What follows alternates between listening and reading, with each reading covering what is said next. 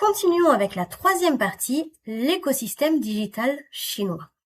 Alors vous connaissez très bien l'écosystème digital occidental et ses acteurs tels que les GAFAM, Google, Apple, Facebook, Amazon et Microsoft. À savoir que cet acronyme est maintenant obsolète. On parle maintenant de Batman, notamment pour désigner des nouveaux acteurs de notre écosystème digital occidental tels que Broadcom, Apple, Amazon, Tesla, Microsoft, Meta, Alphabet et Nvidia. Alors, retournons à notre écosystème digital chinois. On va voir dans un premier temps comment les acteurs de l'écosystème digital occidental ont échoué à conquérir le marché chinois. Vous avez ici un dessin, un dessin qui est en fait un extrait du rapport sur le marketing en Chine de l'agence Keiwo. Keiwo est une agence marketing basée à Shanghai. Donc voilà, je trouve que ce qu'ils ont fait est génial. On va s'en servir pour voir les échecs des acteurs de l'écosystème occidental sur le marché chinois. Alors, premièrement, eBay entre sur le marché chinois en 2002. Ils ont tout de suite des difficultés à s'adapter à ce marché qui est en fait très spécifique. Et en plus, en 2003, Alibaba lance Taobao, qui est une plateforme e-commerce concurrente d'eBay. Et donc là, encore plus grosse difficulté, et eBay quitte le marché chinois en 2006.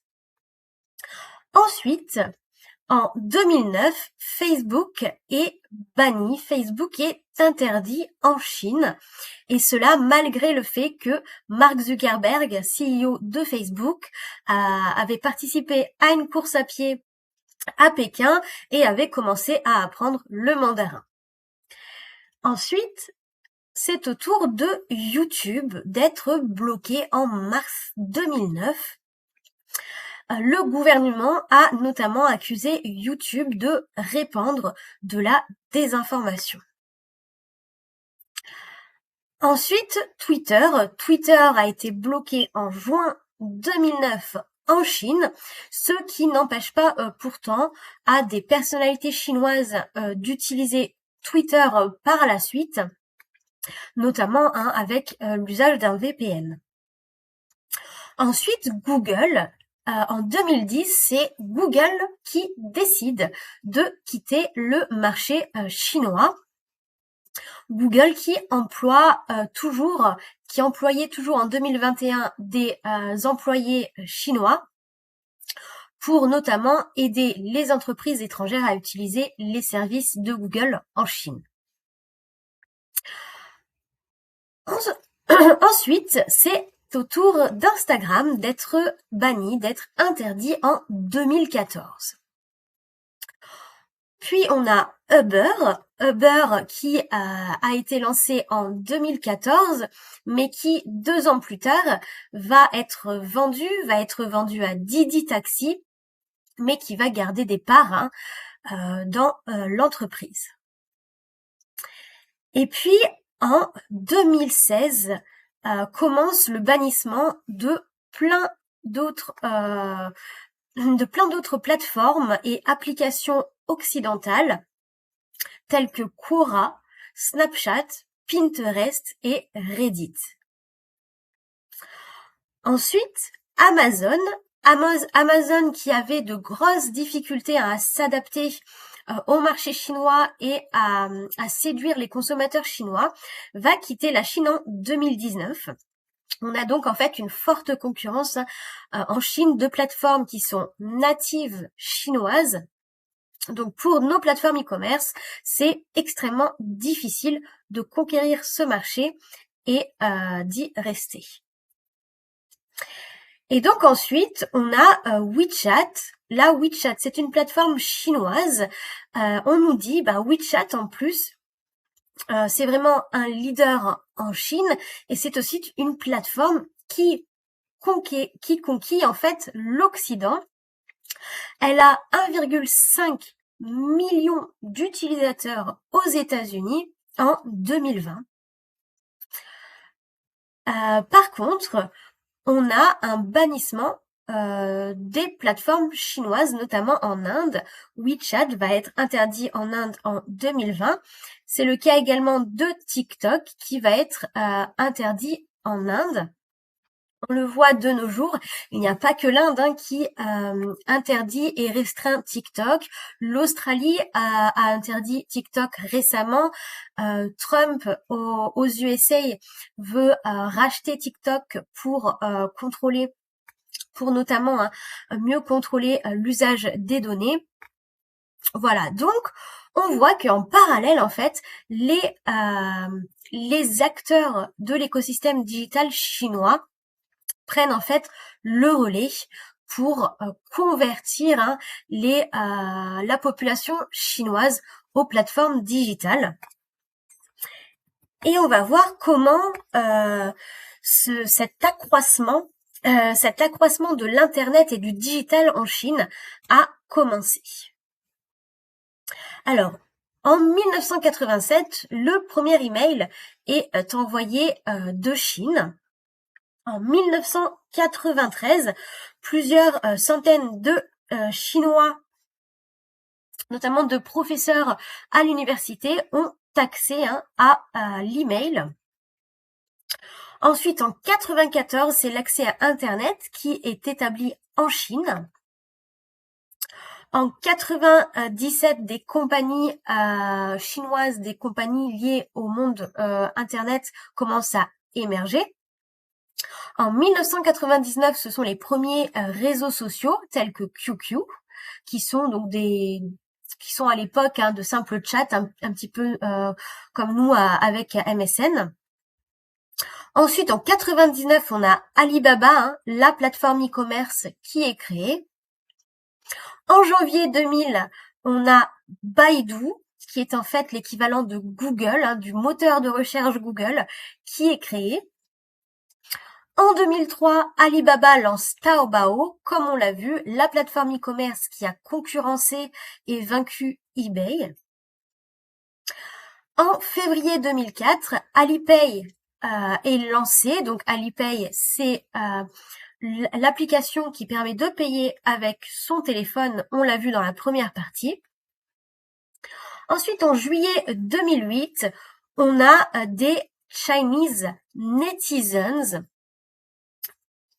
Donc les Chinese netizens qui deviennent de plus en plus importants et qui ont en fait dépassé le nombre de US netizens, c'est-à-dire qu'on a de plus en plus de Chinois qui sont adeptes des technologies, et en fait il y en a plus que d'Américains adeptes de technologie depuis juillet 2008.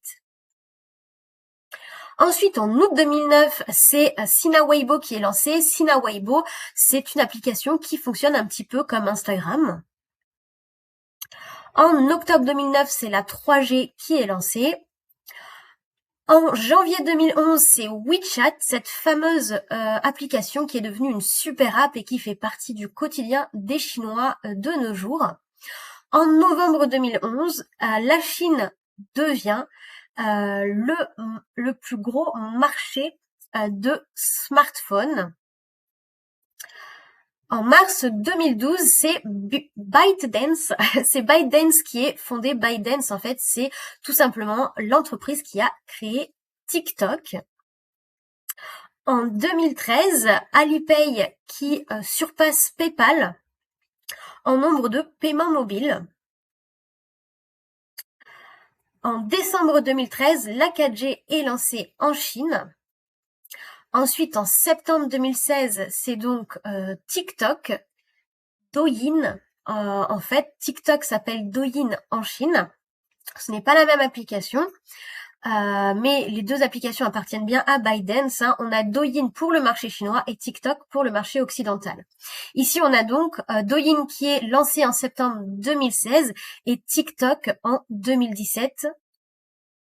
En décembre 2017, il y a donc des statistiques officielles comme quoi les paiements mobiles des Chinois concernent 527 millions de personnes.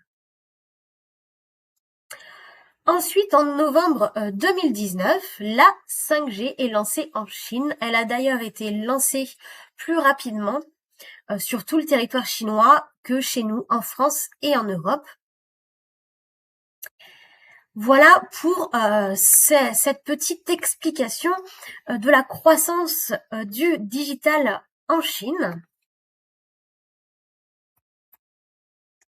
On a donc un écosystème digital chinois qui a ses propres acteurs avec notamment des grosses entreprises.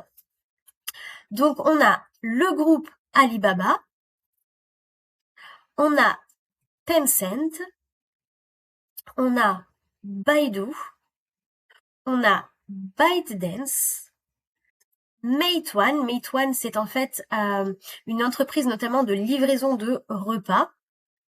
C'est un petit peu le Uber Eats ou le Deliveroo chinois. On a Pinduoduo. Pinduoduo, c'est une application d'achat groupé. Si par exemple vous voulez acheter des jouets pour chat, vous vous groupez avec votre voisin et vous commandez vous commandez en groupe en fait plein de jouets pour chat. Vous avez donc un prix moins élevé au total sur votre commande. Voilà un petit peu le principe de Pinduoduo. Et ensuite, Kaisho qui est une entreprise de plateforme vidéo. Et donc voilà pour vous résumer tous les secteurs dans lesquels sont présents ces grosses entreprises. Donc Alibaba, qui est un énorme acteur dans l'écosystème digital chinois, a des applications qu'il a créées ou bien rachetées dans plusieurs secteurs. Au niveau des réseaux sociaux, il a donc Weibo ici, il a Alipay pour les paiements mobiles, pour le e-commerce, il a Taobao, pour les vidéos, il a Youku, pour les vidéos plus courtes, il a une autre application, une autre pour le live streaming, une autre pour le streaming de musique, les maps, un petit peu comme Google Maps, les voyages et le lifestyle, les collaborations de business, donc ça on peut dire que c'est une application un petit peu comme Slack. Pour Tencent, vous avez des réseaux sociaux, donc WeChat, des plateformes de messagerie WeChat et QQ. Vous avez également des paiements mobiles, on a WeChat Pay. Vous avez des applications e-commerce qui appartiennent maintenant à Tencent comme JD.com ou alors Pinduoduo. Vous avez les plateformes vidéo ici, les plateformes de live streaming, les plateformes de musique, du search, des plateformes donc comme Google Maps et puis etc.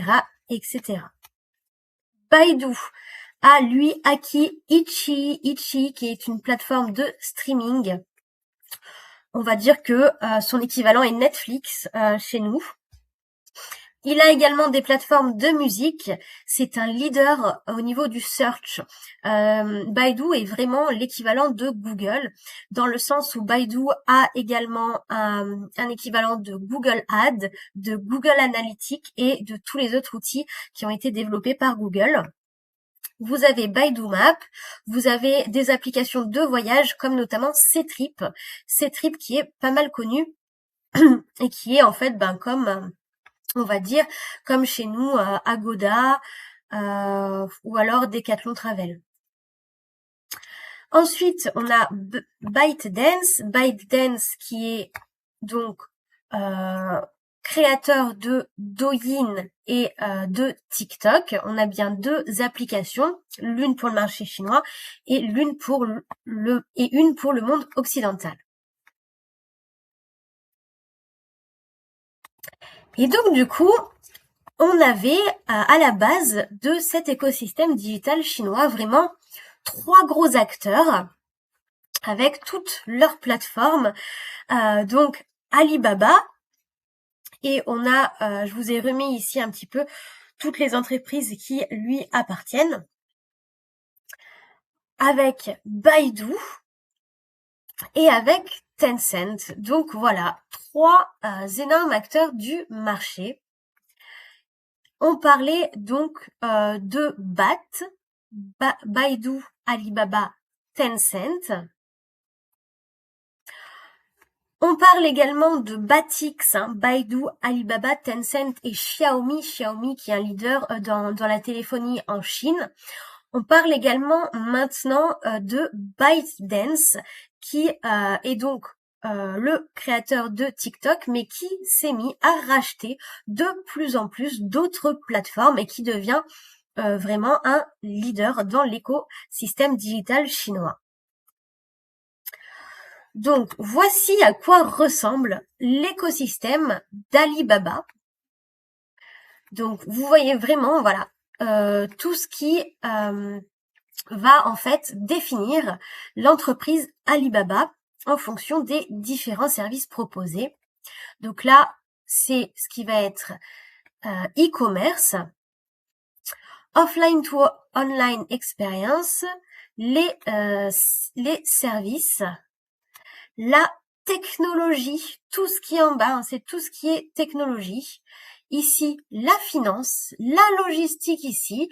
Alibaba a notamment Cainiao. Cainiao, c'est une plateforme de livraison qui livre nos colis, par exemple, AliExpress ici en Europe. Ici, vous savez tout ce qui est médias, vidéos, etc. Ici, réseaux sociaux, marketing. Alibaba est donc vraiment énorme en Chine, mais de plus en plus en fait dans le monde occidental.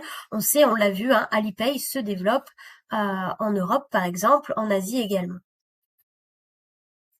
Donc, vous devez connaître notamment ces plateformes qui appartiennent à Alibaba. Alibaba.com, AliExpress, Tmall, Taobao, Alibaba Cloud, Lazada, c'est leur plateforme e-commerce pour l'Asie du Sud-Est. Freshippo, c'est un supermarché.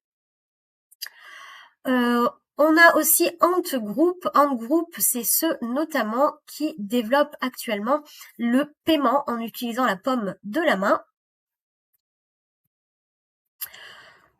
Donc, quelque chose d'utile qui va vous parler, c'est on va dire, l'équivalent au niveau du monde occidental. Donc, l'équivalent d'Alipay, c'est PayPal. Pour exemple, l'équivalent d'Aliyun, Aliyun App Store, c'est Google Play. L'équivalent d'AutoNavy, c'est Google Maps. Vous avez même un Dropbox qui a été fondé par Alibaba qui s'appelle Canbox.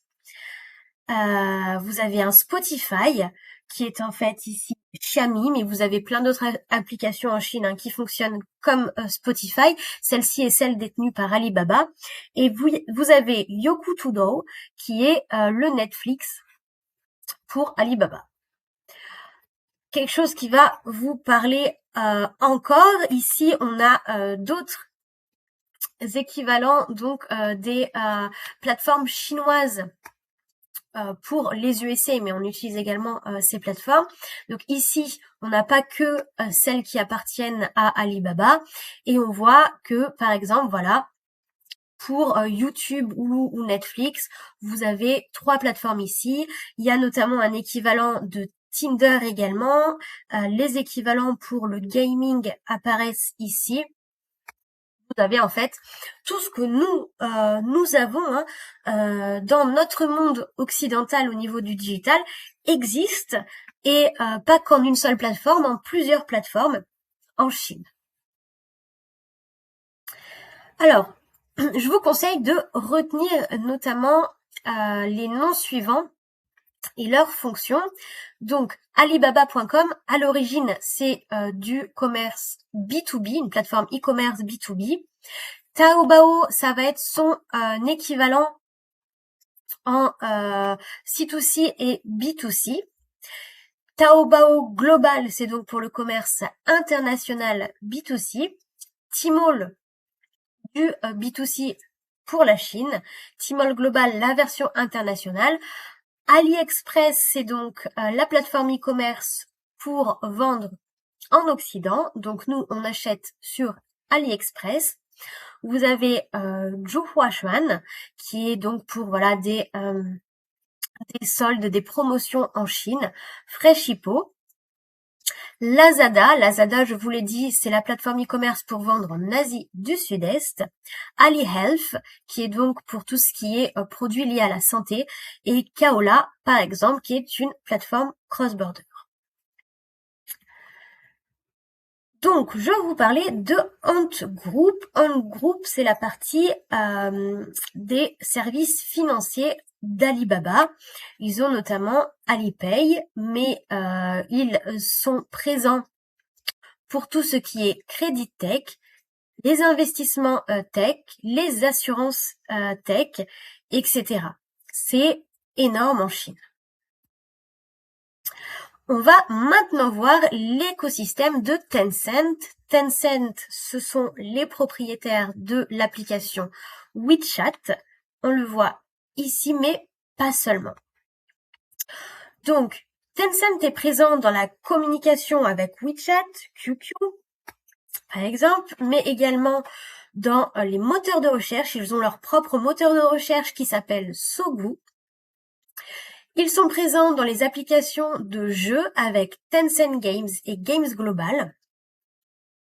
Ils ont également une multitude d'applications, par exemple QQ Doctor qui est un antivirus, QQ Pinyin, QQ Software Manager, etc.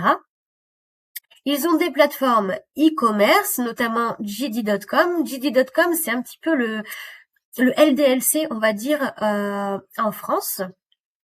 Ensuite, ils ont QQ, voilà, qui est un portail pour des communications en ligne.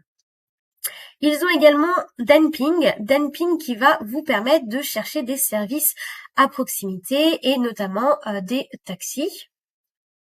Ils ont également Didi Taxi qui est Uber en Chine. Ils ont au niveau des plateformes de paiement WeChat Pay notamment.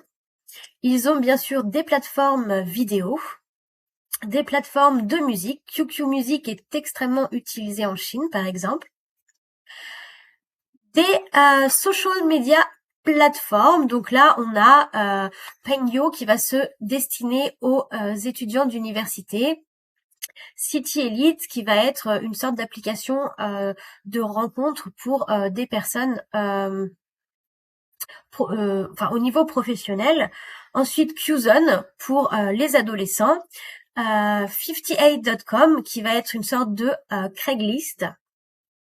Donc voilà, vous voyez que Alibaba a énormément de plateformes, Tencent a lui aussi énormément de plateformes. Il a notamment donc WeChat qui est à lui seul en fait une super app, donc qui a à lui seul son propre écosystème.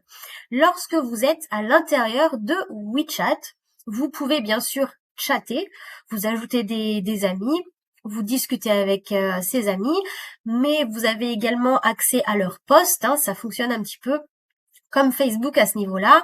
Vous postez des posts, vous likez les posts de vos amis, vous pouvez également accéder à leurs vidéos, mais pas seulement. WeChat fonctionne de nos jours comme un vrai réseau social. Vous avez donc accès à des vidéos de personnes que vous ne connaissez pas, comme TikTok, on va dire, ou pour vraiment découvrir de nouvelles vidéos, de nouvelles tendances avec un système de hashtag. Vous avez également accès à des services. Donc durant le Covid, j'avais notamment accès à mon QR code de santé, par exemple. Vous pouvez très bien au niveau médical consulter des médecins, booker une consultation. Vous avez accès à une assurance. Vous avez accès à des options pour recharger votre crédit téléphonique, par exemple. Vous pouvez réserver votre taxi via Didi Taxi. Vous pouvez vous servir de WeChat pour débloquer les vélos qui sont en libre service. À l'intérieur de WeChat, vous avez en fait accès à plein de mini-programmes. Les mini-programmes, ce sont comme des applications. Donc, par exemple, sur votre smartphone, vous avez plein d'applications. L'application peut être de votre banque, vous avez l'application de plein d'entreprises, ça peut être Deliveroo, Zalando, etc. Et ben en fait, toutes ces applications en Chine sont également disponibles sur les mini-programmes. Les mini-programmes, c'est ce que préfèrent les Chinois. Ils préfèrent accéder directement, voilà, à des sortes de mini-applications via WeChat. Donc vous pouvez tout faire en fait sur WeChat, étant donné qu'il y a autant de mini-programmes que d'applications en fait qui existent pour nous en Occident. Vous pouvez faire votre shopping, vous pouvez commander à manger, etc. WeChat, comme je vous l'ai dit, c'est également une plateforme vidéo. Vous avez également accès aux comptes officiels qui sont l'équivalent de pages Facebook. Donc en Chine, si vous voulez un petit peu développer votre contenu marketing, il va vous falloir avoir un compte officiel WeChat sur lequel vous allez poster des photos, des articles, des vidéos. Et la population chinoise peut tout à fait y accéder via son application WeChat. WeChat, c'est aussi une application de gaming. Vous pouvez bien sûr avoir des mini-programmes de gaming. Mais vous avez aussi des game centers comme le Tencent Game Center qui va fonctionner un petit peu comme Steam. Voilà, si vous avez joué par exemple à Counter-Strike ou d'autres jeux, vous passez par Steam pour y accéder. Et en fait, le Tencent Game Center, c'est une sorte de Steam. Sachant que la plupart des Chinois adorent les jeux vidéo en priorité sur mobile. Voilà. Passons maintenant à Baidu. Baidu, je vous l'ai dit, c'est l'équivalent de Google en Chine. À l'origine, Baidu est un moteur de recherche comme Google et ils ont peu à peu développé en quelque sorte en fait les mêmes outils que Google. Vous avez donc Baidu Map, vous avez également Baidu Analytics, Baidu Ads, Baidu Doc, etc. et plein d'autres plateformes. Ensuite, pour ByteDance, qui a donc lancé Douyin et TikTok, ByteDance est extrêmement développé au niveau des plateformes de réseaux sociaux, mais pas seulement, au niveau des plateformes e-learning ou alors de partage de contenu en ligne et plein d'autres applications. Alors évidemment, je ne les connais pas toutes. On a donc une rivalité entre ces géants de la tech chinois. La part d'attention de chaque géant est de 36% pour Tencent, qui ont vraiment une position de leader avec WeChat. Ensuite, on a 16% de part d'attention pour ByteDance. Ici, ce sont les données en fait de 2020. Et en 2020, TikTok a vraiment émergé en Chine. Donc voilà, ByteDance avait notamment une part d'attention en hausse. On a ensuite Kuaishou qui est une plateforme vidéo qui a 9% de part d'attention. Baidu qui en a 8%. J'attire votre attention sur le fait que pour nous, Baidu, c'est Google. Et en fait, Google, on l'utilise au quotidien pour faire nos recherches. On utilise les moteurs de recherche. Maintenant, peut-être un petit peu plus les outils IA tels que ChatGPT et Perplexity. Mais il faut vous dire que en 2020, et c'est le cas encore aujourd'hui, les Chinois préfèrent passer par des applications, des mini-programmes tels que WeChat et les mini-programmes proposés par WeChat pour effectuer leurs recherches. C'est pour ça que Baidu n'a que 8% de part d'attention ici. Et ensuite, Alibaba a 7% de part d'attention. On voit ensuite la part des revenus publicitaires de ces plateformes. Les revenus publicitaires, c'est dans le monde digital l'un des principaux revenus. Et donc, Alibaba a quand même une part de 38%. Tencent arrive en deuxième position avec 12%, etc. Alors, un livre que je vous conseille si vous voulez mieux comprendre l'écosystème chinois, c'est The New China Book Playbook, Beyond Socialism and Capitalism de Kei Eugene. Donc c'est un livre rédigé en anglais. Dans ce livre, je vous ai noté un extrait ici que je vais vous traduire. On parle de copycat et d'innovateur, from copycat to innovateur, pour dire tout simplement que pendant des années, les Chinois ont copié les Occidentaux, mais en fait que ce copitage, ce copitage a servi à apprendre, à se développer et à dépasser finalement les Occidentaux pour devenir des innovateurs à leur tour. Il est écrit ici, depuis des décennies, c'était une pratique commune pour la population chinoise de copier ce qu'ils aimaient. Une pratique qui émanait de l'intérieur de la société plutôt que du gouvernement. La réplication a longtemps été considérée comme simplement pragmatique et largement acceptée comme une manière de faire du business et de rattraper. La première génération des Chinois de l'internet, des Chinois, des entreprises de l'internet, au début des années 2000, consistait à des copies carbone du monde occidental.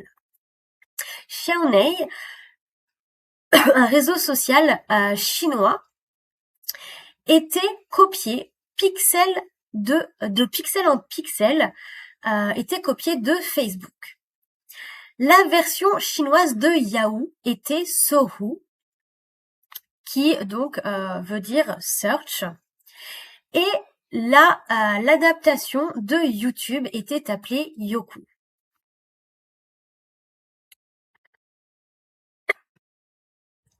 Il n'y a pas d'économie qui copie sa manière d'aller d'atterrir au sommet. Et aujourd'hui, nous voyons l'imitation du phénomène qui commence à tourner, qui commence à entrer dans un nouveau cycle. Maintenant, ce sont les entreprises chinoises qui sont en train d'être copiées. Et cet extrait nous pousse en fait à la réflexion. Je vais me mettre ici pour la réflexion. Donc, les entreprises malaisiennes, indiennes et philippines sont ici citées comme pays émergents qui seraient en fait entrés dans leur révolution technologique et se seraient mis à copier les technologies chinoises pour en quelque sorte rattraper leur retard. C'est effectivement vrai, mais nous également en Europe, en France, on se voit un petit peu dépassé par ces technologies. On a par exemple au niveau des véhicules électriques, on doit faire face à BYD, BYD. C'est donc une marque de voiture chinoise qui s'est développée extrêmement vite, qui propose des technologies qui ne sont pas inférieures à nos technologies françaises et européennes, qui sont au contraire très innovantes. Et BYD est capable de proposer des voitures à des prix inférieurs à nos prix européens, notamment grâce au coût de la main-d'œuvre en Chine, mais aussi grâce aux économies d'échelle qu'ils sont capables de faire, étant donné leur quantité de production pour le marché chinois et le marché européen ensemble. Pas que sur ces marchés d'ailleurs. Donc voilà. Je vous ai mis également un extrait d'article ici. Cet article donc est tiré du Sydney Business Insight. Je vous le traduis également.